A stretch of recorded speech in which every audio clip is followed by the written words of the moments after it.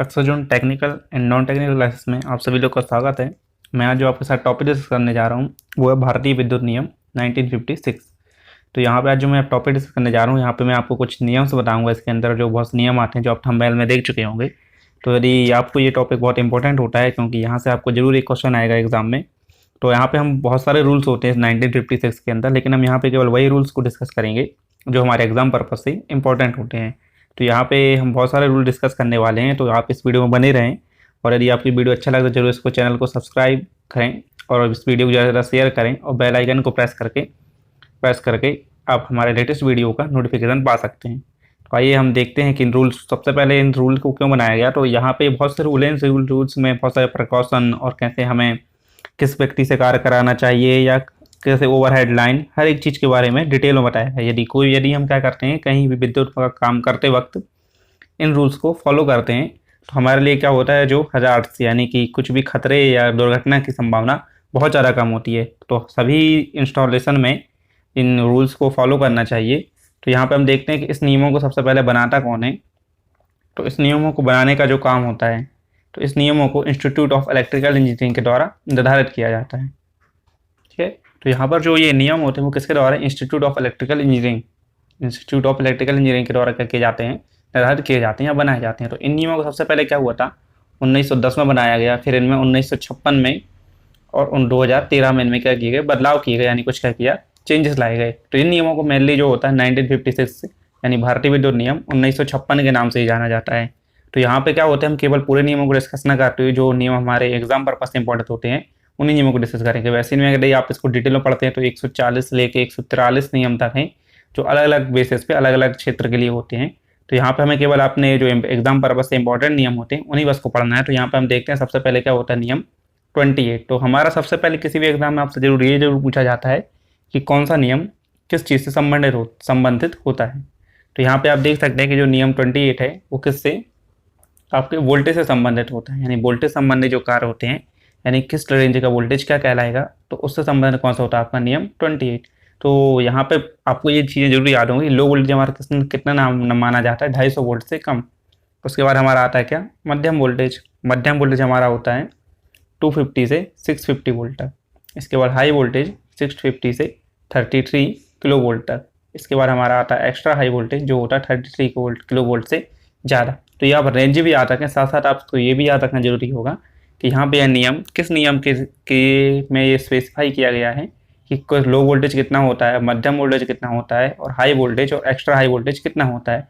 तो यहाँ पर लो वोल्टेज 250 वोल्ट, 250 से 650, 650 से 33 किलो वोल्ट से ज़्यादा। तो ये हमारा क्या होता है, नियम 28 केवल किसके बारे में बताता है कि हर एक वोल्टेज की रेंज को कौन डिसाइड करता है, हमारा नियम 28। तो यहाँ पे हमारा जो अगला नियम है वो नियम क्या है, 31।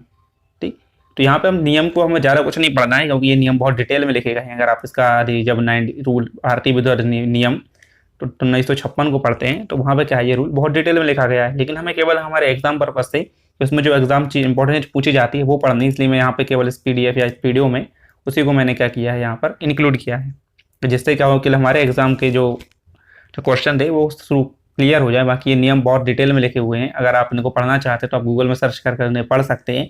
तो अब देखते हैं नियम 31।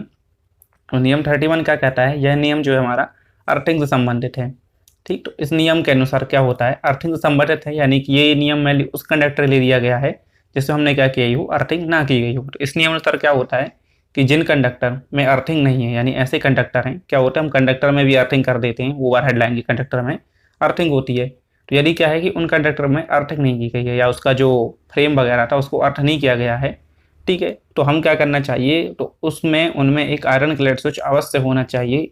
ठीक है, तथा यह स्विच एक निश्चित स्थान पर होना चाहिए, यानी क्या होना चाहिए, उन पर एक ICTP स्विच होना चाहिए। आप सभी लोग ICTP स्विच को समझते होंगे, जिसमें क्या होता है अंदर एक फ्यूज लगे होते हैं और ये पूरा क्या होता है, कवर से ये पूरा कवर होता है, इसलिए हम इसको क्या बोलते हैं, iron clad triple pole switch, ICTP, ICDP, इस टाइप से ये बहुत से स्विच आते हैं। ठीक, तो यहाँ पे आप देख सकते हैं, तो यहाँ पे क्या होता है, ये स्विच होना चाहिए क्योंकि इससे क्या होता है, इसमें एक बाजू में एक हैंडल भी होता है जिसके थ्रू हम क्या करते हैं, इस स्विच को बंद और चालू कर सकते हैं। और जब ओवर करंट फ्लो होगा तो इसके अंदर जो फ्यूज होते हैं वो क्या हो जाते हैं, बर्न हो जाते हैं और सर्किट को क्या कर देते हैं, ओपन कर देते हैं। तो यहाँ पे ये नियम 31 से संबंधित है कि कोई भी ऐसा कंडक्टर जिसमें क्या किया हो, अर्थिंग ना की गई हो, तो उसमें क्या होना चाहिए, एक आयरन क्लैंप स्विच अवश्य होना चाहिए। और क्या होना चाहिए, स्विच को हमें एक ऐसे निश्चित स्थान पर लगाना चाहिए जिससे कोई भी इंसान उसको आसानी से बंद या चालू कर सके। इसके बाद हमारा क्या आता है, नियम 32। तो यह भी क्या है, हमारा नियम 32 अर्थिंग से संबंधित है। ठीक, इस नियम के अनुसार जहाँ पर भी अर्थिंग हो, ठीक, यानी कैसा स्थान, जैसे हम कहीं पर भी घर पर अर्थिंग करते हैं, वो क्या करना चाहिए, जहाँ पर भी अर्थिंग हो वहाँ अवश्य, वहाँ इंडिकेशन अवश्य लगाना चाहिए। ठीक, तथा कंज्यूमर के स्वयं के एरिया में अर्थिंग होना चाहिए। इसके साथ अर्थिंग को वहीं से स्टार्ट करना चाहिए जहाँ से सप्लाई स्टार्ट होती हो। यानी इस नियम में केवल अर्थिंग के बारे में बताया गया। अर्थिंग क्या होनी चाहिए कि जहाँ पर भी हम अर्थिंग करते हैं, यानी हमारे घर में जहाँ पर भी अर्थिंग है, तो वहाँ पर हमें एक इंडिकेशन जरूर बनाना चाहिए, जिससे हमें बाद में रिपेयरिंग के समय या उसको क्या होता है, बार बार अर्थिंग में पानी भी डालना होता है, जिससे अर्थिंग क्या हो, नमी बनी रहे और वो उचित रूप से कार्य करते रहे। तो वहाँ पर हमें क्या करना चाहिए, एक इंडिकेशन बनाना चाहिए। ठीक, और ये जो अर्थिंग है वो क्या होना चाहिए, रूल के अकॉर्डिंग कंज्यूमर के एरिया में होना चाहिए, यानी हमारे जो घर का एरिया वही होनी चाहिए। ये नहीं कि हम सरकारी ज़मीन या कहीं पर भी अलग दूसरे के घर में अर्थिंग करें। तो यहाँ पे हमें केवल जो अर्थिंग है वो अपने ही एरिया में होनी चाहिए। ठीक, और इसके बाद अर्थिंग को हमें, यानी जहाँ से हमारी मेन सप्लाई चालू होती है वहाँ से हमें अर्थिंग को भी स्टार्ट करना चाहिए। तो ये नियम क्या बोलता है, हमारा नियम 32 बोलता है। तो आप क्या करते हैं, इन सब नियम को अपने प्रैक्टिकल लाइफ से जरूर रिलेट करें, जिससे आपको याद करने में बहुत आसानी होगी। तो यहाँ पे हमारा है नियम 33। नियम 33 हमारा बोलता है medium high extra high voltage में अर्थिंग अवश्य होना चाहिए। तो हमारा नियम 33 भी किससे रिलेटेड होता है, अर्थिंग से। आप इसका स्क्रीनशॉट भी ले सकते हैं और यहाँ पे आप देख सकते हैं कि मीडियम हाई एवं एक्स्ट्रा हाई वोल्टेज के लिए अर्थिंग अवश्य किया जाना चाहिए। अर्थिंग के देखभाल व उसके रखरखाव की जिम्मेदारी उपभोक्ता की होगी। तो यहाँ पे क्या है कि यदि मीडियम हाई और एक्स्ट्रा हाई वोल्टेज, जैसे कोई भी फैक्ट्री वगैरह वहाँ पर मीडियम वोल्टेज, हाई वोल्टेज या एक्स्ट्रा वोल्टेज आता है, तो वहाँ पर क्या होता है, अर्थिंग अर्थिंग क्या होना चाहिए, आवश्यक रूप से की जानी चाहिए। ठीक, अर्थिंग वहाँ पर कंपलसरी है। और ये जो अर्थिंग की जो भी देखभाल होगी, उसको मेंटेन करना, उसमें पानी डालना और नमी को बरकरार रखना वहाँ पर, ये सब किसका कार्य होगा, उपभोक्ता, यानी कि जो भी कंज्यूमर है उसका कार्य होगा क्या, अर्थिंग को मेंटेन करना। सेवन नियम 34 है। ठीक है, इस नियम के अनुसार किसी भी बिल्डिंग में बिना इंसुलेशन युक्त तार, यानी कि ऐसा तार जिसमें इंसुलेशन ना हो, जैसे हम नंगा तार बोलते हैं, तो ऐसा तार जिसमें इंसुलेशन ना हो, उसको उस ऊंचाई से नहीं गुजारना चाहिए जहां पर बिना किसी अन्य वस्तु की मदद से आसानी से पहुंचा जा सके। इसके साथ कंडक्टर में डेड स्विच का प्रयोग करना चाहिए। तो यानी कि जैसे मान लेता हूँ कि ये कोई बिना इंसुलेशन युक्त तार है, तो हमें उसको लगभग इतनी ऊंचाई से गुजारना चाहिए कि कोई भी इंसान बिना किसी वस्तु की सहायता से, यानी कि एयर वगैरह, इंसान क्या है कि सरफेस पे खड़ा हुआ है तो उसका हाथ क्या है इस कंडक्टर तक ना पहुंचे, जब तक कि वो क्या हो, कोई जैसे स्टूल या मेज का सहारा ना ले। तो यहाँ पे ये नियम यही बोलता है कि जब कि किसी भी बिल्डिंग में, इस नियमानुसार किसी भी बिल्डिंग में बिना इंसुलेशन युक्त तार उस ऊंचाई से नहीं गुजारना चाहिए जहां पर बिना किसी अन्य वस्तु की मदद से आसानी से पहुंचा जा सके। इसके साथ कंडक्टर में, यानी हमें चाहिए कंडक्टर में डेड स्विच का प्रयोग करना चाहिए। तो हमारा कौन सा था, नियम 34। इसके बाद हम चलते हैं किस पे, नियम 35 पर। तो नियम 35 हमारा बोलता है कि जहाँ पर भी मीडियम वोल्टेज की, नियम 35 के अकॉर्डिंग क्या होता है हमारा, जहाँ पर भी मीडियम वोल्टेज या अति उच्च वोल्टेज हो या अधिक रेटिंग के ट्रांसफार्मर, मोटर या जनरेटर का प्रयोग किया गया हो, वहाँ पर खतरे का निशान बनाना चाहिए, या तथा पोल पर भी खतरे का निशान बनाना चाहिए। तो आप देख सकते हैं कि जहाँ पर भी क्या होता है हमारा मीडियम वोल्टेज हो, मीडियम वोल्टेज यानी हमारा 250 से 650, ठीक, और उससे वोल्टेज हो या अति उच्च वोल्टेज हो, जैसे आप देख सकते हैं कि पोल माउंटेड सबस्टेशन होते हैं हमारे, ट्रांसफार्मर होते हैं, मोटर या जनरेटर होती है, तो वहाँ पर हमें क्या करना चाहिए, खतरे का निशान बनाना चाहिए। यानी यहाँ पर क्या हो सकता है, आपको शॉक लग सकता है, इस टाइप का आपको निशान बनाना चाहिए। और हमारे जो पोल्स होते हैं, यानी जो बड़े बड़े टावर्स हैं या पोल्स हैं, उन पर भी क्या होना चाहिए, खतरे का निशान बना होना चाहिए। ठीक, तो यहाँ पे हमारा नियम 34 यही बोलता है कि जहाँ पर भी क्या हो, यानी अति उच्च वोल्टेज हो या इलेक्ट्रिक शॉक लगने का खतरा हो, वहाँ पर आप खतरे का निशान बनाएं। तो ये हमारा किसके अंतर्गत आता है, नियम 35 के अंतर्गत। अब हम चलते हैं नियम 36। तो क्या कर रहे हैं, जब भी आप किसी मशीन पर कार्य कर रहे हो, उस मशीन की बॉडी को अर्थिंग का प्रयोग करके डिस्चार्ज कर देना चाहिए। देखिए, जैसे मैं मान लेता हूँ मैं किसी मशीन पर कार्य कर रहा हूँ और ये क्या होता है, ये मशीन है, इसके बाहर पूरा फ्रेम होता है। तो जब भी हम इस मशीन पर कार्य करें, तो यदि यहाँ पे अर्थिंग ना हो तो हमें क्या करना चाहिए, अर्थिंग को ला के इसकी बॉडी से टच करना चाहिए, जिससे क्या होना चाहिए, हमारा पूरा जो चार्ज, यानी जो बॉडी के ऊपर जो भी चार्ज होता है, वो क्या होना चाहिए, डिस्चार्ज होकर अर्थ पर चला जाए। इससे क्या होगा, हमारे लिए शॉक लगने का खतरा कम हो जाएगा। तो ये हमारा किसके अंतर्गत आता है, नियम 36 ये बोलता है कि जब भी आप क्या करें, किसी भी बड़ी मशीन पर कार्य करें, तो उसको एक बार क्या करें, जरूर डिस्चार्ज कर लें, क्योंकि क्या होता है कभी कभी इसकी बाइंडिंग वगैरह इसके फ्रेम से टच होकर हमारे लिए शॉक लग सकता है, क्योंकि क्या होता है इसके फ्रेम से टच हो जाएगा तो ये पूरा करंट जो है एडी करंट क्या हो जाएगी इस फ्रेम में जनरेट हो जाती है। जो भी अर्थिंग में करंट लगता है वो मेनली एडी करंट की तरह होता है। तो यहाँ पे हमें क्या हो सकता है शॉक लगने का खतरा होता है, इसलिए हमें क्या करना चाहिए उसको डिस्चार्ज कर लेना चाहिए। इसके बाद हमारा नियम 38 है। यह नियम क्या है पूरा इंसुलेशन से संबंधित है। ठीक, motor, generator, rectifier, welding machines आदि में उचित इंसुलेशन होना चाहिए, यानी कि जो भी मशीन है उसमें पूरा अच्छे जितनी उसकी रेटिंग है उसी अकॉर्डिंग इंसुलेशन का प्रयोग किया जाए, जिससे क्या हो बाइंडिंग थोड़ा बहुत भी शॉर्ट होकर उसकी मशीन की बॉडी से न टकराए। और साथ यदि आप अर्थिंग करते हो तो आप इससे बच भी सकते हैं अगर बॉडी से भी उसकी क्या होती है बाइंडिंग टच हो जाती है। तो यहाँ पे ये मेनली इंसुलेशन से है। और कुछ जैसे होते हैं हमारे गीजर वगैरह, इन सबको क्या होना चाहिए डबल इंसुलेटेड किया जाना चाहिए। ये सब क्या होते हैं हमारे नियम 38 के अंतर्गत आते हैं। इसके साथ साथ इसमें जो केबल्स वगैरह उसके लिए बताए गए हैं और साथ में ये भी मेंशन किया गया है कि सभी मशीन की फ्रेम को क्या अर्थ किया जाना चाहिए, यानी जो भी हमारी मशीन है उसके सारे फ्रेम क्या होने चाहिए अर्थ होने चाहिए। फिर है अंडरग्राउंड केबल में उचित लेड सीट, यानी जो हमारा लेड सीट होता है अंडरग्राउंड केबल में हमारे कंडक्टर मेटेलिक सीट या लेड सीट होती है उसका प्रयोग किया जाना चाहिए, जिससे क्या होता है हमारा जो नमी वगैरह वो कंडक्टर के अंदर नहीं पहुंच पाती। तो यहाँ पे हमारा जो अंडरग्राउंड में केबल में उचित लाइट का प्रयोग किया जाना चाहिए। हमारे किसके अंदर आते हैं सब नियम 38 के अंतर्गत। इसलिए हम देखते हैं नियम 42। तो नियम 42 हमारा क्या कहलाता है कि मशीन को इस प्रकार से डिजाइन किया जाना चाहिए, यानी कोई मशीन जब हम बनाते हैं तो उसको ऐसे बनाना चाहिए कि उस पर रेटेड वोल्टेज से अधिक वोल्टेज भी अप्लाई करने पर उसका इंसुलेशन ना जले तथा मशीन खराब ना हो। जैसे मान लेता हूँ कि मेरे पास कोई मशीन है जो क्या करती है 250 वोल्ट पर कार्य करती है, लेकिन यदि क्या होता है यहाँ पर धोखे से हम 300 वोल्ट या मान लीजिए 350 वोल्ट तक भी अप्लाई कर दें, तो इसकी मशीन की डिज़ाइन को ऐसे बनाना चाहिए कि ये 250 वोल्ट से तो 250 वोल्ट पर ये ऑपरेट होगी, लेकिन 300 से 350 वोल्ट को भी आसानी से झेल सके और ख़राब ना हो। तो ये हमारा कौन सा बोलता है नियम 42 की मशीन को इस प्रकार डिजाइन किया जाना चाहिए कि उस पर रेटेड वोल्टेज से अधिक वोल्टेज अप्लाई करने पर भी उसका इंसुलेशन ना जले। इसके बाद अगला है नियम 43। ये क्या बोलता है कि electrical sub station switching station में आग बुझाने के यंत्र होने चाहिए तथा सूखी रेत से भरी बाल्टियों का भी रखना चाहिए। तो जितनी हमारे सब स्टेशन वगैरह हैं वहाँ पर क्या होना चाहिए आग बुझाने के यंत्र, जैसे आग बुझाने के लिए हमारे CTC यंत्र, हेलन टाइप यंत्र, ये सब हमारे क्या होते हैं, और CO2 ये सब हम क्या करते हैं इलेक्ट्रिक आग को बुझाने के लिए यूज कर रहे हैं। तो ये सब क्या होना चाहिए हर एक सब स्टेशन पर जरूर होने चाहिए। ठीक, और सब स्टेशन में क्या होना चाहिए सूखी रेत से भरी बाल्टियाँ। ठीक, या कहीं कहीं आपको ये बालू भी लिखा होगा, सूखी बालू तो वो रेत ही कहलाती है, से भरी बाल्टियों को भी रखना चाहिए। और सब स्टेशन में फर्स्ट एड बॉक्स, यानी कि प्राथमिक उपचार के लिए वहाँ पर चिकित्सा के लिए प्राथमिक उपचार के लिए वहाँ पर फर्स्ट एड बॉक्स होना चाहिए। तो ये हमारे किसके अंतर्गत बोलता है नियम 43 के अंदर, यानी हमारे क्या है इलेक्ट्रिक स्टेशन में जो सिक्योरिटी यानी इलेक्ट्रिक स्टेशन में सुरक्षा से संबंधित कौन सा हमारा नियम 43 है। इसके बाद हम चलते हैं नियम 44 पर। इसमें हमारा क्या बोलता है कि electric sub station switching station में शॉक ट्रीटमेंट का चार्ट होना चाहिए, यानी हमारा जो इलेक्ट्रिक सब स्टेशन है वहाँ पर क्या होना चाहिए शॉक ट्रीटमेंट, या हम उसको तुरंत श्वसन कैसे दें, अगर उसको किसी स्थान को शॉक लग चुका है तो उसको उस लाइन से कैसे बाहर निकालें और कैसे उसको कृत्रिम श्वसन दें। तो ये हमारा किस्म ये सब चार्ट क्या होना चाहिए हमारे सब स्टेशन पर लगे होने चाहिए। ठीक, तो यहाँ पर वही लिखा है कि इलेक्ट्रिक सब स्टेशन में शॉक ट्रीटमेंट का चार्ट होना चाहिए। तो हमारे किसके अंतर्गत आता है नियम 44 के अंतर्गत। इसके बाद हमारा आता है नियम 45। इसके अंतर्गत होता है इलेक्ट्रिकल इंस्टॉलेशन में फिटिंग आदि कार्य स्टेट गवर्नमेंट द्वारा पंजीकृत व्यक्ति के द्वारा किया जाना चाहिए। ठीक, तो नियम 45 यही बोलता है कि जो भी हमारे फिटिंग के कार्य होंगे वो सब क्या करेगा जो जिनके पास लाइसेंस होता है, यानी क्या होती है राज्य सरकार स्टेट गवर्नमेंट क्या करती है लाइसेंस डिस्ट्रीब्यूट करती है हर एक व्यक्ति के लिए जो क्या कर सकता है उस कार्य को कर सकता है। तो हमें केवल जो भी कार्य हैं उसी व्यक्ति से कराना चाहिए जिसके पास क्या हो ये लाइसेंस हो। तो नॉर्मली तो ऐसा होता नहीं है, लेकिन ये रूल्स के अकॉर्डिंग यही है, तो आप हमेशा उसी व्यक्ति से कार्य कराएं जिनके पास क्या हो लाइसेंस हो। तो ये हमारा रूल्स किसके अंतर्गत आता है नियम 45 के अंतर्गत कि जो भी इलेक्ट्रिकल इंस्टॉलेशन और फिटिंग आदि के कार्य वो लाइसेंस यानी पंजीकृत व्यक्ति के द्वारा ही किया जाना चाहिए।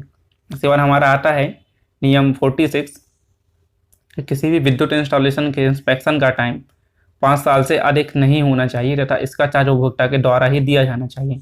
यानी क्या होता है कि हमारे घर की जो भी लाइट है सर्विस है उसको क्या होना चाहिए कि विद्युत मंडल के द्वारा या सप्लायर के द्वारा उसको हर एक 5 साल में, यानी कि उसका जो चेक करने का टाइम है वो 5 साल से ज़्यादा ना हो, यानी 5 साल के पहले ही हमें क्या करना चाहिए उसको पूरी सप्लाई को चेक करनी चाहिए कि हमारा इंसुलेशन वगैरह सही है या केबल सही सब सही वर्क कर रही हैं। और इसका जो भी चार्ज होगा यानी कि आपके घर आकर जो आपके सप्लायर जो भी चेक करेंगे उस सब का जो भी चार्ज होगा वो आपको क्या करेगा उपभोक्ता को उसको सबमिट करना होगा या उपभोक्ता को उसको भरना होगा। तो यहाँ पे नियम 46 यही बोलता है कि 5 साल के अंदर क्या होना चाहिए हमारे इंस्टॉलेशन का पूरा चेकअप होना चाहिए, और इसका जो भी चार्ज है वो कौन भरेगा? आपका उपभोक्ता भरेगा।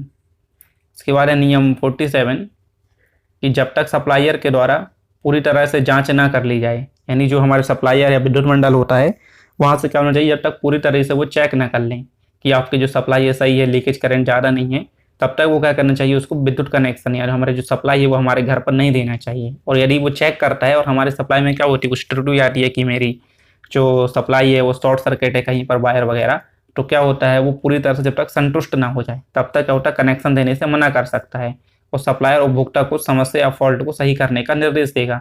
तो वो आकर चेक करेंगे और चेक कर यदि हमारे यहाँ पर कुछ फॉल्ट होता है तो हमें सप्लाई देने से मना कर सकते हैं और हमें ये निर्देश देंगे कि हमें सप्लाई के जब तक ये फॉल्ट सही नहीं कर लेते तब तक क्या होना चाहिए, हमारा ये जो सप्लाई है वो तो चालू नहीं करेंगे यार, हमें सप्लाई नया कनेक्शन नहीं देंगे। तो ये जो जब भी हम न्यू कनेक्शन लेते हैं, नया कनेक्शन से संबंधित क्या होने चाहिए, ये हमारे जो नियम 47 है कि कोई भी इंस्पेक्टर वहाँ से आएगा, आपकी पूरी सप्लाई को इंस्पेक्ट करेगा, उसके बाद ही क्या करेगा, आपको ये कनेक्शन देगा। तो यहाँ पे अगला है कि यदि लीकेज करंट का नियम 48, तो नियम 48 हमारा क्या होता है, लीकेज करंट से संबंधित है, यानी जो हमारे घरों में लीकेज करंट होता है तो ये लीकेज करंट का मान हमारे रेटेड करंट, यानी जो भी हमारे सिंगल फेज सप्लाई की जो रेटेड करंट होता है उसके 1/5000 भाग से, जैसे मान लेता हूँ कि 100 है तो 100 का 1/5000 भाग से ज़्यादा क्या होना चाहिए, हमारा लीकेज करंट नहीं होना चाहिए। यदि कोई आपके इधर इंस्पेक्शन करने आता है और उसका जो लीकेज करंट का मान, ठीक है, तो ये नहीं होना चाहिए, किसको बताता है, नियम 48। और यदि क्या होता है, आपका 1/5000 भाग से ज़्यादा लीकेज करंट निकलता है तो उस कंडीशन में क्या क्या हो सकता है, ये कौन बताता है, आपका नियम 49। तो हम देखते हैं नियम 49 को। नियम 49 क्या बोलता है, यदि उपभोक्ता के लीकेज करंट का मान, यानी जब उन्होंने आया इंस्पेक्शन किया तो लीकेज करंट का मान क्या हुआ, 1/5000 भाग से अधिक है, यानी कि लीकेज करंट का मान 1/5000 भाग से अधिक है, तो उपभोक्ता के 48 घंटे में, यानी हमें क्या चाहिए, वो एकदम से आपकी सप्लाई को नहीं काट सकते, पहले आपको क्या करेंगे, रिटर्न में 48 घंटे पहले एक नोटिस देंगे, एडवांस नोटिस देकर उपभोक्ता की सप्लाई को काट सकता है। ठीक, यानी हमें पहले 48 घंटे एक नोटिस दिया जाएगा कि आपके इधर जो लीकेज करंट का मान है वो 1/5000 भाग से ज़्यादा है, उसके बाद क्या होगा, आपकी सप्लाई को 48 घंटे बाद काट दिया जाएगा। ठीक, यानी सप्लाई को डिस्कनेक्ट कर देंगे तथा सप्लाई को तब तक चालू नहीं करेंगे, यानी जब तक आपकी सप्लाई को चालू नहीं किया जाता कि लीकेज करंट का मान कम ना कर दिया, यानी लीकेज करंट का मान है 1/5000 भाग से कम ना हो जाए। तो ये जरूर याद रखिए कि लीकेज करंट का मान किससे अधिक नहीं होना चाहिए, तो 1/5000 भाग से अधिक नहीं होना चाहिए। और ये हमारा किसमें बताया गया है, नियम 48 में बताया गया है, लेकिन नियम 49 में ये बताया गया है कि यदि आपके लीकेज करंट का मान 1/5000 भाग से अधिक हो जाता है तो उस कंडीशन में आपका जो सप्लायर है वो क्या क्या एक्शन ले सकते हैं यहाँ पर। तो हम चलते हैं नियम 50 की ओर, कि नियम 50 क्या बोलता है हमारा। तो नियम 50 है कि उचित परिपथ वियोजक, यानी जो हमारा है ये जो नियम 50 है वो क्या होना चाहिए, हमारा जो इंसुलेशन तथा सर्किट ब्रेकर से संबंधित है। ठीक, तो यहाँ पे क्या है कि उचित परिपथ वियोजक का प्रयोग किया जाना चाहिए, कि हर एक इंस्टॉलेशन में क्या होना चाहिए, फ्यूज वगैरह और एमसीबी वगैरह पूरी तरीके से लगाई जानी चाहिए। ठीक है, इसके बाद जो सेकंड पॉइंट है वो क्या बोलता है कि विद्युत रोधी पदार्थ ऐसा होना चाहिए, यानी जो भी हम इंसुलेशन प्रयोग कर रहे हैं पीवीसी के ऊपर या केबल के ऊपर जो इंसुलेशन यूज हो रहा है पीवीसी, वो क्या करना चाहिए, ऐसा होना चाहिए जो पर्यावरणीय प्रभाव से मुक्त हो, यानी उस पर क्या जंग वगैरह ना लगे या फिर जल्दी से डिस्ट्रॉय ना हो, धूप या तापमान को सह सके। जहाँ भी हम अंडर बाहर केबल है तो बाहर केबल के हिसाब से उसका इंसुलेशन होना चाहिए। तो इंसुलेशन एक रेंज का होना चाहिए, अच्छी रेंज का होना चाहिए, ऐसा इंसुलेशन यूज करना चाहिए जिसकी डाइलेक्ट्रिक क्षमता अधिक हो। इसके बाद करो किसी भी लाइव तार को, लाइव तार से मतलब यहाँ पर यह होता है कि जैसे कोई ये वायर है और इसमें क्या है, फेज आ रहा है या सप्लाई आ रही है, उसको क्या होना चाहिए, खुला नहीं छोड़ना चाहिए। ठीक, या तो आप उसको यदि कहीं से टूट गया है तो उसको आप सप्लाई को हटा दें वहाँ पर, या फिर उसको सही तरीके से ज्वाइंट करें। ठीक, तो यहाँ पे किसी भी लाइव तार को हमें खुला नहीं छोड़ना चाहिए। तो ये हमारा किस में आता है, नियम 50 के अंतर्गत। इसके बाद है हमारा नियम 52। ठीक, जो भी आपका इंस्टॉलेशन है, यानी आपके इधर जो भी सप्लाई दी जाती है या आपके इधर से जो भी वायर आते है उसके रख रखाव की जिम्मेदारी पूरी तरह किसकी होगी, उपभोक्ता की होगी। तो हमारा क्या बोलता है नियम 52 कि इंस्टॉलेशन के रख रखाव की जिम्मेदारी पूरी तरह उपभोक्ता की होगी। इसके बाद है ये नियम 54, आपके लिए बहुत इंपॉर्टेंट होगा, यहाँ से आपको जरूर क्वेश्चन पूछे जाते हैं। तो नियम 54 को अच्छे से देखें कि लो वोल्टेज और मध्यम वोल्टेज के लिए, ठीक, लो वोल्टेज के लिए वोल्टेज परिवर्तन 5%। ठीक, तो यहाँ पे लो वोल्टेज के साथ आप इसको जरूर याद करें, किसको, मध्यम वोल्टेज को। ठीक है, लो और मध्यम वोल्टेज। ठीक, लो मध्यम वोल्टेज, लो वोल्टेज व मध्यम वोल्टेज के लिए जो वोल्टेज परिवर्तन है, यानी कि जो वोल्टेज का वेरिएशन है वो 5% से ज़्यादा नहीं होना चाहिए। जैसे हमारे यहाँ जो आइडल वोल्टेज है वो कितनी रेटिंग है, 230, तो ये 235 230 का 5% आपका ज़्यादा भी हो सकता है और 5% कम भी हो सकता है। इससे ज़्यादा क्या होना चाहिए, उसमें वेरिएशन नहीं होना चाहिए। ये सब का ध्यान आपको एमपीवी को रखना चाहिए या आपकी जो सप्लाई है उसको याद रखना चाहिए।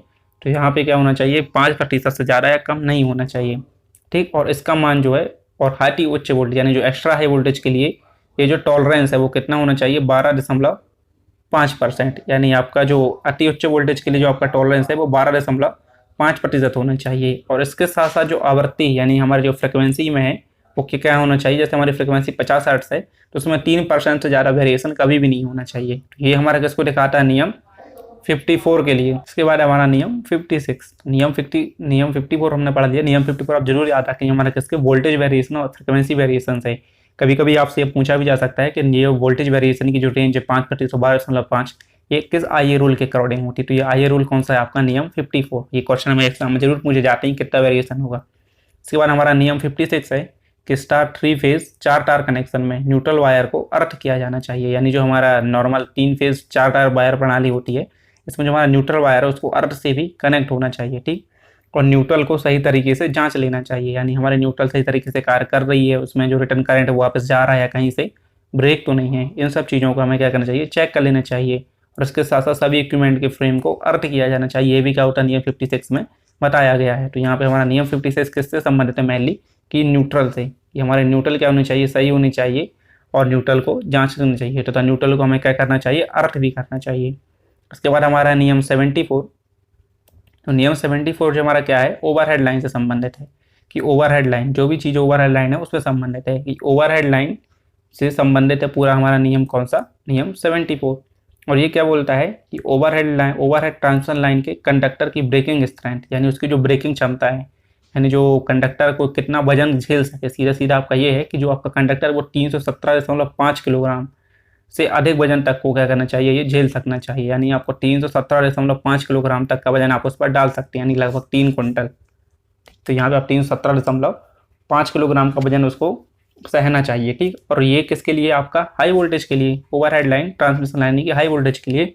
और लो वोल्टेज के लिए वजन कितना होना चाहिए, 136 किलोग्राम। यानी आपका जो लो वोल्टेज है वो लगभग 136 किलोग्राम की का वजन झेलनी चाहिए लो वोल्टेज की केवल, या लो वोल्टेज में जो आपकी सप्लाई के वायर जा रहे हैं वो। तो यहाँ पे नियम 74 आपको क्या बताता है कि किसी भी कंडक्टर की ब्रेकिंग स्ट्रेंथ कितनी होनी चाहिए। और ये किससे संबंधित है, पूरी तरीके से ओवरहेड लाइनों से संबंधित है। तो यहाँ पर लो वोल्टेज के लिए 136 और हाई वोल्टेज के लिए 317.5 किलोग्राम। अब जरूर याद रखें कंडक्टर की स्ट्रेंथ, यानी उसकी वजन या सहने की क्षमता। इसके बाद जो हमारा नियम 75 है, ये ओवरहेड लाइन में सभी कनेक्ट जहाँ पर भी कनेक्ट हो वहाँ मैकेनिकल स्ट्रेंथ उसके नॉर्मल स्ट्रेंथ से 95% कम ना हो। तो इसका मतलब क्या है कि ओवरहेड लाइन में जहाँ पर भी कनेक्ट, यानी ये जो नियम है वो बता रहा है जैसे कोई ओवरहेड लाइन है, यहाँ पर हम क्या करते हैं, कोई जॉइंट लगाते हैं। कि यहाँ पे हमने क्या किया, यहाँ पे एक जॉइंट लगा के रखा है। आप कोई भी बहुत से जॉइंट होते हैं उनको आप लगा सकते हैं। तो ये जो जॉइंट है तो इसकी जो स्ट्रेंथ है, यानी कि इसका जो वजन झेलने की क्षमता है वो नॉर्मल, जैसे मान लिया कि मेरी क्या थी 136 किलोग्राम लो वोल्टेज की थी, तो ये इसका 95% तक, यानी ये इसकी जो स्ट्रेंथ है उसकी लगभग 95% तक होनी चाहिए, ठीक। यानी अब तो दी गई 100% स्ट्रेंथ आपको मिलेगी नहीं, ये क्योंकि यहाँ पे जॉइंट है, तो लगभग 95% तक स्ट्रेंथ इस जॉइंट की होनी चाहिए, नहीं तो आपका जॉइंट क्या हो सकता है, टूट सकता है। तो यहाँ पे आपको जो नियम 75 है ये आपको उसके नॉर्मल स्ट्रेंथ को बताता है। इसके बाद हमारा बहुत ही इंपॉर्टेंट रूल्स आता है जहाँ सबसे ज़्यादा क्वेश्चन पूछे जाते हैं, नियम 77। नियम 77 क्या है कि ये हमारी ओवरहेड लाइन जा रही है, ये 3 कंडक्टर है और यहाँ पे क्या है हमारा, ये अर्थ है, यानी हमारी सरफेस है। तो यहाँ से यहाँ तक की जो बीच की दूरी है, कितना अंतर होना चाहिए कंडक्टर के मध्य, उसको डिस्क्राइब करता है। और यही क्वेश्चन हमसे बार बार पूछे जाते हैं। तो नियम 77 को आप जरूर देखें। तो नियम 77 हमारा क्या बोलता है, तो यहाँ पे आप देख सकते हैं कि सड़क पार करती हुई स्लीपरी सर्विस लाइन के लिए, ठीक। तो यहाँ पे आपका क्या है, जो नियम 77 को बताया गया है यहाँ पर कि नियम 77 में क्या क्या दिया गया। तो देखिए इसमें क्या होती है, अलग अलग कंडीशंस होती हैं कि सड़क पार करती हुई सर्विस लाइन। जैसे मान लेता हूँ कि ये यहाँ पे कोई सर्विस लाइन के 2 पोल हैं, ठीक। और यहाँ पे क्या है, बीच से यहाँ पर रास्ता है, ठीक है। यहाँ पे कोई क्या है, ये रोड है, ठीक है। तो ये सब सड़क पर क्या करती हो, जब जो आपकी ओवरहेड लाइन है वो क्या कर रही है, सड़क को पार कर रही हो, तो कितनी स्ट्रेंथ इसकी होनी चाहिए। तो यहाँ पे निम्न और मध्यम वोल्टेज के लिए, यानी कि निम्न और मध्यम वोल्टेज के लिए है, ये कितना होना चाहिए, 650 वोल्ट तक, ठीक। 650 वोल्ट तक जो आपका वोल्टेज होता है निम्न और मध्यम कहलाता है, जो हम आपको रेंज पहले बता चुके हैं इसके पहले के रूल में। तो इसकी जो न्यूनतम ऊंचाई वो कितनी होनी चाहिए, 5.791 मीटर, यानी कि यह लगभग 19 फीट। और यदि हाई वोल्टेज की लाइन है 11 kV की लाइन तो लगभग 20 फीट यानी 6.096 मीटर की ऊंचाई से ले जानी चाहिए कौन सी लाइन में। और यदि आपको क्या है कि सड़क के साथ साथ स्थापित स्लीपरी लाइन, इसका मतलब ये है कि मैं मान लेता हूँ ये मेरी सड़क है और इसी के साथ क्या है हमने ये 2 पुल लगाए हैं और यहाँ से क्या हो रही है हमारी ये जो ओवरहेड लाइन है कुछ इस टाइप से गुजर रही है। ठीक, तो इसके सड़क के साथ साथ अगर चल रही है तो उसमें उसकी और उसकी दूरी कितनी होनी चाहिए। तो यहाँ पे आप देखिए निम्न और मध्यम वोल्टेज के लिए कितना 5.486 मीटर यानी लगभग 18 फीट की ऊंचाई से हमें निम्न और मध्यम वोल्टेज लाइन को ले जाना चाहिए। और उच्च वोल्टेज लाइन यानी जो उच्च वोल्टेज है वो कितना होना चाहिए 5.791 मीटर 91 मीटर यानी कि 19 फीट की ऊंचाई से हमें लगभग उच्च वोल्टेज लाइन को ले जाना चाहिए यदि क्या कर रही है वो सड़क के साथ साथ चल रही हो। ठीक है, और उपरोक्त के अतिरिक्त अन्य स्थानों यानी कहीं पर भी जो जैसे बिल्डिंग के पास हो ये वो वहाँ पर क्या होना चाहिए आपका जो 11 kV तक के नंगे तार होते हैं। आप देखिए 11 kV तक अपने इंसुलेशन नहीं करते, बोला वो कितने 15 फीट पर, और 11 kV तक अचालक आवरण युक्त तारों को 3.13 फीट तक यानी ऐसे जो 11 kV की केबल्स हो, यहाँ पर एक तार होता है और एक केबल होती है। केबल हमारे इंसुलेशन वगैरह होते हैं, केवल जो नंगे तार होते हैं उनको हम तार बोलते हैं। तो ये जो वायर है यानी आप जो देखते हैं वो 11 kV का है तो 4 पॉइंट लगभग 15 फीट की ऊंचाई सर, और जो 11 kV तक की लाइन में अगर अचालक युक्त यानी क्या किया हमने उस पर इंसुलेशन करके रखा है तो वो 3.93963 मीटर की ऊंचाई तक ले जाना चाहिए लगभग आपका 13 फीट पर। ठीक, और 11 kV से अधिक वोल्टेज वाली लाइन को हमें कितना लगभग 17 फीट की ऊंचाई तक ले जाना चाहिए। और उसके बाद यहीं पर क्या हुए कुछ अलग दिए गए हैं अति उच्च वोल्टेज के लिए। ठीक, और 33 kV तक हमें कितना लगभग 518 मीटर या 17 फीट। ठीक, और 33 kV से अधिक प्रत्येक 33 kV का अंश के लिए अतिरिक्त ऊंचा 0.35 मीटर। ठीक, जैसे मैं मान लेता हूँ कि 33 kV से जैसे मैंने हम 34 kV 35 kV तक जाते हैं तो वहाँ पर लगभग 0.353 मीटर हमको जोड़ना जाना चाहिए। तो यहाँ पे कितना हो जाएगा 17 फीट प्लस 1 फीट यानी कि लगभग 18 फीट तक की ऊंचाई पर हमें मिनिमम होनी चाहिए किसके लिए 33 kV के लिए। तो ये आप चार्ट जरूर याद रखें, मैं आप इसको एक स्क्रीन में दिखा देता हूँ जैसे आप इसका स्क्रीनशॉट ले सकें। तो आप इसका स्क्रीनशॉट ले सकते हैं। तो यहाँ पे आप देख सकते हैं हम चलते हैं किसमें नियम 79। नियम 79 भी हमारा किसका है कि जो ऊंचाई से यानी निम्न मध्यम, आप यहाँ पर देख सकते हैं कि जो 79 हमारे किससे संबंधित है कि निम्न तथा मध्यम वोल्टेज वाली स्लीपरी लाइन की किसी भवन की छत से ऊंचाई तथा भवन से लाइन की दूरी निम्न प्रकार होनी चाहिए। यानी हमारा कोई घर है, मान लेता हूँ कि ये घर है और यहाँ पे क्या हो रही है कि कोई क्या कर रही है ओवरहेड लाइन क्या कर रही है यहाँ से गुजर रही है कोई बिल्डिंग से, तो उसकी जो इस बिल्डिंग से क्षैतिज दूरी और हॉरिजॉन्टल या ऊर्ध्वाधर दूरी लगभग कितनी होनी चाहिए। ये सब हमारे किसके अंतर्गत आता है नियम 79 के अंतर्गत। तो यहाँ पे आप देख सकते हैं, तो देखिए यहाँ पर कुछ स्पेसिफाई किया गया है कि जब समतल छज्जा, खुला छज्जा, बरामदे की छत आदि के लिए, यानी कि क्या है कि यहाँ पे कोई ये आपका छत निकली हुई है और यहाँ से क्या है कि स्लीपरी लाइन जा रही है, तो उसके लिए लगभग कितनी दूरी होनी चाहिए। तो सबसे निचले चालक की न्यूनतम ऊंचाई यानी जो सबसे नीचे का चालक होता है, सबसे ऊपर हमारा अर्थ होता है और नीचे हमारे फेस चालक हैं, वो लगभग 2.493 मीटर यानी 8 फीट, यानी आपके घर की छत से 8 फीट और ऊपर होना चाहिए आपका क्या ये वायर। ठीक, और भवन से अगर क्षैतिज दूरी की बात करें यानी कि ये हमारा ये है और यहाँ से हमारी कोई लाइन जा रही है तो ये हमारी क्षैतिज दूरी कहलाएगी। तो ये जो हमारी क्षैतिज दूरी वो लगभग 1.29219 मीटर या 4 फीट होनी चाहिए। ठीक, और यदि आपका क्या करता है कि जैसे मान लें कि आपके घर की बिल्डिंग बहुत ऊँची है तो ऊँची छत के लिए सबसे निचले चालक की न्यूनतम दूरी वो भी सेम टू सेम है 2.439 मीटर, और सबसे भवन से क्षैतिज दूरी तो भी कितनी होनी चाहिए आपकी 1.219 मीटर होनी चाहिए। यानी आपको अलग अलग याद करने की जरूरत नहीं है, हमेशा याद रखें कि जो सबसे ऊपर का न्यूनतम ऊंचाई है वो लगभग 2.439 मीटर और भवन से जो क्षैतिज दूरी है वो 1.219 मीटर यानी 8 फीट या और 4 फीट इतनी होनी चाहिए। या हम चलते गए इस पे नियम 80 पे। तो नियम 80 भी हमारा जो है उच्च या अति उच्च वोल्टेज वाली से वाहन के से लाइन की किसी भवन की छत से ऊंचाई तथा भवन की लाइन की दूरी निम्न प्रकार होनी चाहिए। यानी अब क्या अभी तक हमने जो देखा था वो मध्यम वोल्टेज के लिए जो ऊंचाई और दूरी देखी थी, अब हमारी अति उच्च एक्स्ट्रा हाई टेंशन लाइन के लिए। तो यहाँ पे देख सकते हैं भवन की छत के लिए न्यूनतम दूरी यानी ऊर्ध्वाधर दूरी यानी क्या होनी चाहिए आपकी जो ऊंचाई है, यानी ये छत है और इसके ऊपर से यदि कोई लाइन जा रही है तो ये कितनी ऊंचाई पर होनी चाहिए। ठीक, तो यहाँ पे देख वो भी कौन सी एक्स्ट्रा हाई टेंशन, तो 33 किलो वोल्ट तक यानी 33 किलो वोल्ट तक 12 फीट यानी आपकी छत से 12 फीट ऊपर होना चाहिए। इसके बाद 33 किलो वोल्ट से अधिक है तो वो कितनी होनी चाहिए लगभग 12 फीट प्लस 1 यानी कि लगभग 13 फीट या 3.36 मीटर प्लस 0.25 मीटर। ठीक, और ऊंचाई 0.35 मीटर प्रति 33 किलो वोल्ट, यानी अगला 66 किलो वोल्ट होता है तो आपको फिर से 1 फीट की दूरी और बढ़ानी होगी। इसके बाद है आपका भवन से क्षैतिज दूरी, यानी कि जब आपके भवन घर के बाजू से एक्स्ट्रा हाई टेंशन लाइन निकल रही हो तो कितनी दूरी पर होनी चाहिए। तो यहाँ पे 11 kV तक तो पहले से आपका 1 पॉइंट यानी 4 फीट था, और 11 kV से 33 kV तक ये दूरी 6 फीट तक हो जाती है, और 33 kV से अधिक या उसके अंश के प्रति रहे 0.25 6 फीट प्लस 1 यानी कि लगभग 7 फीट की दूरी पर होनी चाहिए। ठीक, और उसके साथ साथ क्या होना चाहिए, इस रूल में ये भी बोलता है कि पावर लाइन और कम्युनिकेशन लाइन जो हमारे जो मोबाइल वगैरह की या इंटरनेट ब्रॉडबैंड की जो लाइन होती हैं उनके जो मध्य लगभग 2 से 6 फीट तक का अंतर होना चाहिए। यदि ये क्या करते हैं, हम अंतर नहीं रखते तो ये क्या होती है, हमारी लाइन जो है सप्लाई में इंटरफेस लाने की कोशिश करती है। तो यहाँ पे क्या हो जाएगी, पावर लाइन व कम्युनिकेशन लाइन के मध्य 2 से 6 फीट तक का अंतर होना चाहिए। इसके बाद अगला है हमारा नियम 85 और 88। तो यहाँ पर नियम 85 और 88 क्या बोलते हैं उसको देख लीजिए आप। तो नियम 85 और 88 क्या बोलते हैं हमारे, कि विद्युत वितरण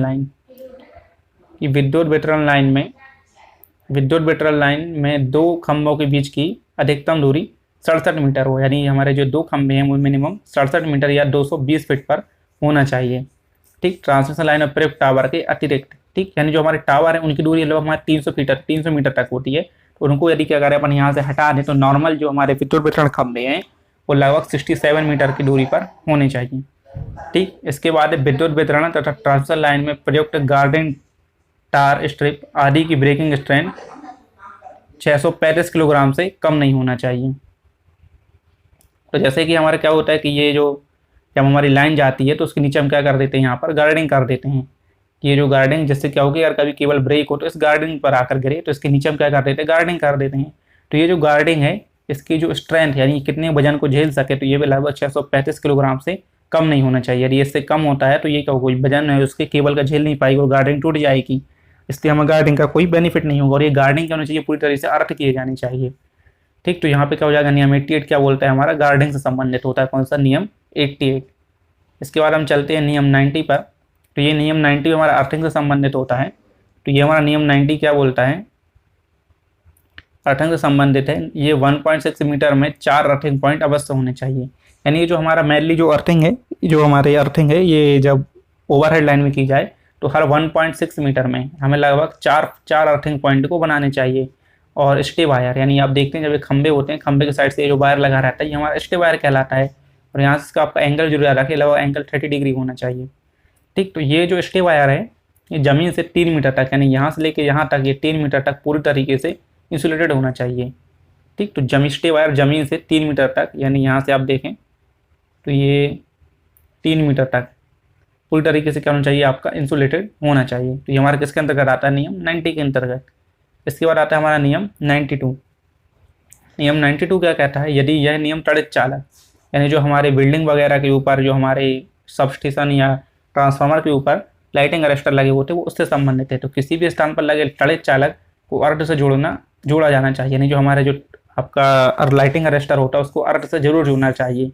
ठीक है, इस प्रकार के बने होने चाहिए कि पूरे त्वरित आघात को सह सके। यानी जो उसकी रेटिंग है या आपके जैसे अलग अलग टाइप होते हैं, हॉर्न के त्वरित चालक और वो ऑक्साइड टाइप त्वरित चालक, तो इन सबको हमें ऐसे यूज करना चाहिए जो क्या है पूरे त्वरित आघात को आसानी से सह सकें। ठीक, और इसके बाद है अर्थिंग को उचित रूप से कार्य करना चाहिए। जो हमारे अर्थ वायर जैसे ये क्या होगा, उस पर अगर बिजली आकर गिरेगी तो वो पूरी अर्थ के थ्रू होकर जाएगी। तो ये जो हमारा अर्थ वायर है वो पूरी सही तरीके से कार्य करना चाहिए। और अर्थ वायर को क्या होना चाहिए, कहीं से ब्रेक ना हो या मुड़ा हुआ नहीं होना चाहिए, पूरा सीधा स्ट्रेट अर्थ वायर होना चाहिए, कहीं से मुड़ा हुआ ना हो। तथा इसके कंडक्ट पाइप में से, यानी कभी कभी क्या होता है हम अर्थ वायर को कंडक्ट पाइप में से ले जाते हैं, तो जब ये लाइटिंग अरेस्टर के साथ हम अर्थिंग को करते हैं तो वहाँ पर इसको किसी कंडक्ट पाइप में से नहीं गुजारना चाहिए। ये हमारा जो नियम 92 है ये लगभग किससे, हमारे त्वरित चालक या लाइटिंग अरेस्टर से संबंधित है। इसके बाद है नियम 93। यह अनुपयुक्त या ऐसी ओवरहेड लाइन, यानी जो हमारे ऐसी ओवरहेड लाइन जिन्हें कभी प्रयोग नहीं किया जा रहा, तो ये अनुपयुक्त ऐसी ओवरहेड लाइन जिसको प्रयोग में न लाया जा रहा हो या हो उससे संबंधित है। यानी कि हमारा जो जैसी कभी कभी क्या होता है, कुछ लाइनें होती है जिनमें कोई सप्लाई नहीं जाती और बहुत दिन से ये खाली पड़ी हुई है, तो वहाँ पर लगभग हमें इसको 15 दिन के अंदर हटा देना चाहिए, जिससे क्या उसका कहीं और यूज किया जा सके। तो कंपनी के ऑर्डर के अकॉर्डिंग ये लगभग 93 नियम 93 के अकॉर्डिंग जो अनुपयुक्त ओवरहेड लाइनें होती हैं उनको 15 दिन के अंदर एक नोटिस लेकर और परमिशन से हटा देनी जानी चाहिए। इसके बाद हमारा जो नियम 64 है, यहाँ नियम 64 या अति उच्च वोल्टेज पर प्रयोग से संबंधित है, यानी जो हमारा नियम अति उच्च और उच्च वोल्टेज पर प्रयोग समय नियम 64 हमारा क्या बोलता है कि हम हाई वोल्टेज और एक्स्ट्रा हाई वोल्टेज पर कैसे उसका यूज करें। तो ये नियम 64 से संबंधित। नियम 64 इतना इंपॉर्टेंट नहीं, इसलिए मैं इसको ज़्यादा डिस्क्राइब नहीं किया। तो यहाँ पे जो मैंने नियम डिस्क्राइब किए हैं वो आपको ज़्यादा इंपॉर्टेंट है, तो ये आपको एग्जाम में 1 मार्क्स लेकर जरूर जाएंगे। तो एक बार आप इन नियमों को जरूर देख के जाएं और इनको आप नोट कर लें। तो यहाँ पे यदि आपको वीडियो पसंद था जरूर इसको लाइक और शेयर करें, हमारे चैनल को सब्सक्राइब करें। And thanks for watching.